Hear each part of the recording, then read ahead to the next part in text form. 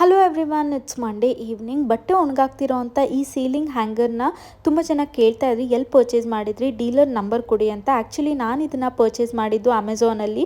ಒಂದ್ಸರಿ ರೋಪ್ನ ಚೇಂಜ್ ಮಾಡಿಸಿದ್ದೆ, ಅದನ್ನು ಇಲ್ಲಿ ಲೋಕಲ್ ವೆಂಡರ್ ಹತ್ರನೇ ಚೇಂಜ್ ಮಾಡಿಸಿದ್ದೆ. ಇನ್ನು ಲಿಶು ಸ್ಟಡಿ ಟೇಬಲ್ ಮೇಲೆ ಕ್ರಯಾನ್ಸ್ ಎಲ್ಲ ತೊಗೊಂಡು ಬರೆದ್ಬಿಟ್ಟಿದ್ಲು. ಸೊ ಅದನ್ನೆಲ್ಲ ಕ್ಲೀನ್ ಮಾಡ್ಕೊಂಡು ಬುಕ್ನು ಕೂಡ ಆರ್ಗನೈಸ್ ಮಾಡಿ ಇಟ್ಟೆ.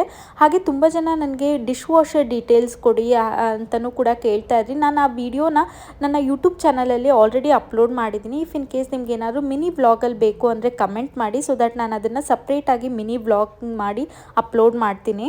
ಬೆಳಗ್ಗೆ ಹೇಗೂ ರೈಸ್ ಐಟಮ್ ಮಾಡಿದ್ದೆ, ಹಾಗಾಗಿ ಇವಾಗ ನೈಟ್ ಡಿನ್ನರ್ಗೆ ಚಪಾತಿ ಹಾಗೆ ಕ್ಯಾಪ್ಸಿಕಮ್ ಕರಿ ಮಾಡ್ಕೊತಾ ಇದ್ದೀನಿ. ಮಸಾಲೆಗೆ ನಾನಿಲ್ಲಿ ಕಾಯಿ, ಹಸಿಮೆಣಸಿನ್ಕಾಯಿ, ಕೊತ್ತಂಬರಿ ಹಾಗೆ ಸ್ವಲ್ಪ ಮಸಾಲ ಪೌಡರ್ನ ಹಾಕ್ಕೊಂಡಿದ್ದೀನಿ.